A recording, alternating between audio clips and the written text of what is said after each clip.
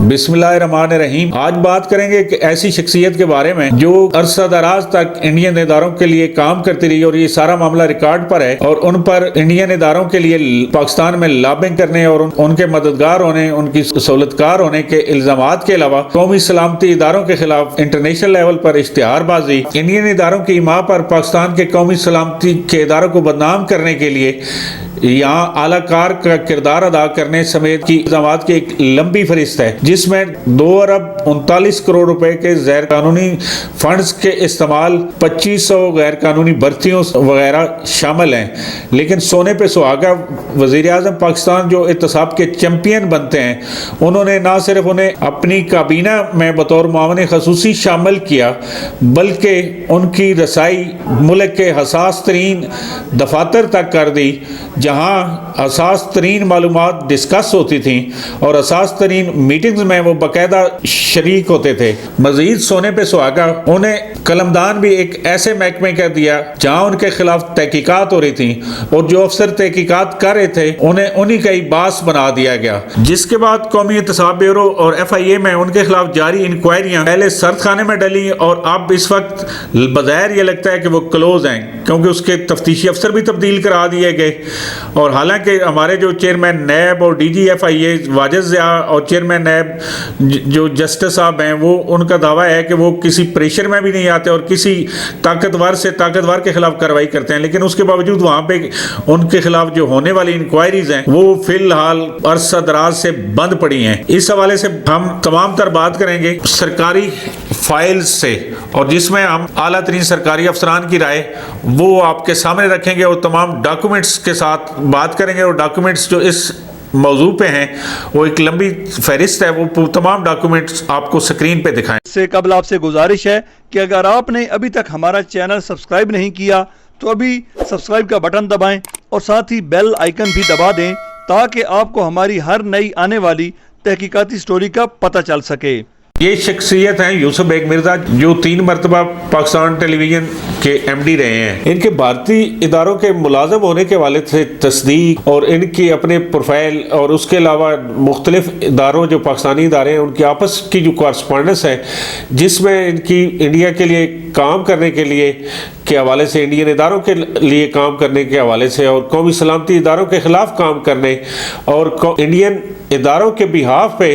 कौमी सलामती इदारों के खिलाफ मुहिम जोई के लिए आलाकार बनने के हवाले से कॉरस्पॉन्डेंस है, ये सब भी हम आपको दिखाएंगे। उनके हवाले से जितने ये इल्ज़ामात हैं, इनकी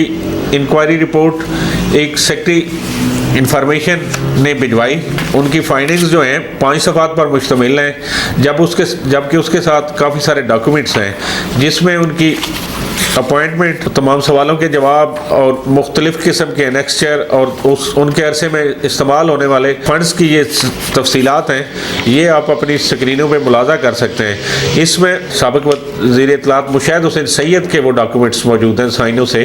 कि इन्हें 50,000 मीडिया रिलेटेड एक्टिविटीज़ के लिए फ़ंड्स दिए जाएँ। इसके साथ और काफ़ी सारे डॉक्यूमेंट्स हैं। इसमें एक उनके बाहर जाने के हवाले से डॉक्यूमेंट्स हैं, उसके अलावा डॉक्यूमेंट्स हैं जिनमें इंडियन TV चैनल की टीम के पाकिस्तान आने के हवाले से जो रिक्वेस्ट लेटर है वो है, और उस पर जो पाकिस्तानी इदारों के जवाब हैं, जिसमें ख्वाजा मुआज़ प्रेस अटैची जो थे उस वक्त इंडिया में, उनका जवाब है। उसके अलावा अमरीन जान जो मौजूदा DG रेडियो और उस वक्त डायरेक्टर एडमन थी EP विंग में, उनका जवाब है।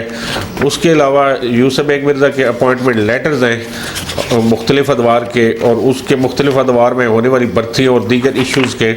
ये एक खासी बड़ी फ़ाइल है। इसके साथ एक और डॉक्यूमेंट है जो director general internal publicity wing Suhail Ali Khan के दस्तखतों से कौमी एहतसाब ब्यूरो के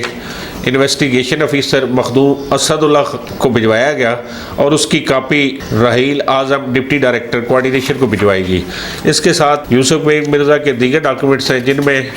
उनके अपॉइंटमेंट लेटर, पे एंड पैकेज और दीगर शराइत जो हैं वो इसमें मेंशन है। इसके साथ साथ उनका नोटिफिकेशन है और मज़ीद दस्तावेज़ात हैं, इनको आप अपनी स्क्रीन पे मुलाजा कर सकते हैं। इसके साथ सुप्रीम कोर्ट का एक लेटर है जो उन्होंने सेक्रेटरी इत्तलात को लिखा, जिस पर इनसे जवाब मांगा गया कि इस यूसुफ बेग मिर्ज़ा पे जो इल्ज़ामात हैं उन पे पैरावाइज कमेंट्स दिए जाएं, और उसके बाद वो पैरावाइज कमेंट्स भी इसके साथ मौजूद हैं। तो सबसे पहले बात करते हैं सुप्रीम कोर्ट इस सवालात जो उन्होंने सेक्रेटरी इंफॉर्मेशन से पैरावाइज कमेंट्स मांगे, उसमें है कि यूसुफ बेग मिर्ज़ा ने पीटीवी को ज्वाइन करने से पहले मुख्तलिफ पोजीशन पर इंडियन टीवी चैनल जी टीवी के साथ बतौर जनरल मैनेजर, बतौर चीफ एग्जीक्यूटिव और डायरेक्टर सेल्स एंड मार्केटिंग काम करते रहे हैं, जिस पे वजारत इत्तलात ने जवाब दिया कि उन्होंने अपने सीवी में ये जमा कराया, लेकिन वजारत इत्तलात इस पोजीशन में नहीं है कि इसकी तस्दीक करे या इसकी तरदीद करे। ताहम ये मामला पहले सेनेट और कौमी असम्बली की कमेटी में डिस्कस हो चुका है। दूसरा सवाल था कि यूसुफ बेग मिर्ज़ा ने लंदन की किसी यूनिवर्सिटी से MBA किया है, लेकिन इस यूनिवर्सिटी का नाम नहीं लिखा, ना ही उन्होंने इस हवाले से कोई रिकॉर्ड जमा करवाया है। तो जिस पर वजारत इत्तलात का जवाब था, ये बात सही है कि उन्होंने वजारत इत्तलात को तालीमी सर्टिफिकेट्स जमा नहीं करवाए और ना ही ये सर्टिफिकेट इनकी पर्सनल फाइल में मौजूद है। उसके बाद सवाल था कि मीडिया सरगर्मियों के नाम पर बड़े पैमाने पर यूसुफ बेग मिर्ज़ा ने खुफिया फंड्स इस्तेमाल किए हैं, जिसके जवाब में वजारत इत्तलात का कहना था, और उन्होंने एक एनेक्स्चर पूरा उसकी तफसील साथ लगाई है कि इनके डिस्पोजल पर 4 अरब रुपए का खुफिया फंड, जिसमें से उन्होंने 2 अरब 40 करोड़ रुपए खर्च किए हैं। इसके साथ वजारत इत्तलात ने मजीद कहा है कि मीडिया बारे सरगर्मियां खुद वजारत इत्तलात और PID का काम है, MDPTV को इससे कोई लेना देना नहीं है, लेकिन इसके बावजूद वजारत इत्तलात इस पोजीशन में नहीं है कि कौन सी और नाम नेहाद एक्टिविटीज थी जिस पर यूसुफ बेग मिर्ज़ा ने 2 अरब 40 करोड़ रुपए खर्च किए हैं, और ना इनकी तफसीलात वजारत इत्तलात के पास मौजूद हैं। इत्तलात ने इस हवाले से मजीद वजाहत की कि बतौर MDPTV यूसुफ बेग मिर्ज़ा के सीक्रेट फंड्स के इस्तेमाल को वजारत इत्तलात किसी तरह जस्टिफाई नहीं कर। अगला सवाल था कि इंग्लैंड के एक अखबार में कौमी सलामती इदारों के खिलाफ इश्तिहार शाया किया गया है, जिसके जवाब में वजारत इत्तलात का कहना था कि ये इश्तिहार रिकॉर्ड पे मौजूद है। जिसके बाद अगला सवाल था कि जिन दिनों ये इश्तिहार इंग्लैंड के अखबार में शाया हुआ, उन दिनों यूसुफ बेग मिर्ज़ा किसी ऑफिशियल असाइनमेंट से या इत्तफाकन इंग्लैंड में मौजूद थे। तो जिसके जवाब में वजारत इत्तलात का कहना था कि इस हद तक वजारत इत्तलात एग्री करती है कि उन दिनों वो मुल्क से बाहर दौरे पर मुल्क से बाहर थे। इस हद तक वजारत इत्तलात एग्री करती है कि वो मुल्क से बाहर थे और इसके अलावा उनके नॉलेज में नहीं है। इसके साथ कुछ ऐसी हसास मालूमात हैं जिनको नशर करना या लिखना कौमी मफाद में नहीं है, इसलिए इस पे मज़ीद हम बहस नहीं करेंगे। अगला सवाल था कि PTV छोड़ने के बाद यूसुफ बेग मिर्ज़ा ने एक टीवी चैनल को, प्राइवेट टीवी चैनल को ज्वाइन किया, जहां उनकी असाइनमेंट थी to project India and India learning. इस असाइनमेंट की वजाहत नहीं की गई, जिसके जवाब में वजारत इत्तलात का कहना था इस हवाले से इनका एम्प्लॉयमेंट एग्रीमेंट फाइल में मौजूद है जो हक़ैक़ की वजाहत करता है। ताहम डिवीज़न इस पोजीशन में नहीं कि इस पर मज़ीद तबसरा करें। इसके बाद अगला सवाल था कि इंडियन टीवी चैनल जी टीवी ने कौमी सलामती इदारों को नुकसान पहुँचाने के लिए पाकिस्तान में स्टोरीज करने के लिए वीज़े न मिलने पर पुराने मुलाजिम यूसुफ बेग मिर्ज़ा को लॉबिंग के लिए इस्तेमाल किया। इस हवाले से ये बेस बदला कि वो साबिक़ वज़ीर आज़म शाहिद खाकान अब्बासी की तकरीब हल्फ बर्दारी में शिरकत करना चाहते हैं। वज़ारत इत्तलात का इस पर कहना था कि वज़ारत इत्तलात को कागजात की छानबीन के दौरान ये पता चला कि वो पर्पज़ ऑफ विज़िट उनका कुछ और है और जो कुछ चीज़ उन्होंने इन्फॉर्मेशन छुपाई है और जो पाकिस्तानी एम्बेसी है उसको गुमराह किया, जिस पर उनका को वीज़े इशू नहीं किए गए। वज़ारत इत्तलात ने मज़ीद कहा कि यह भी सच है कि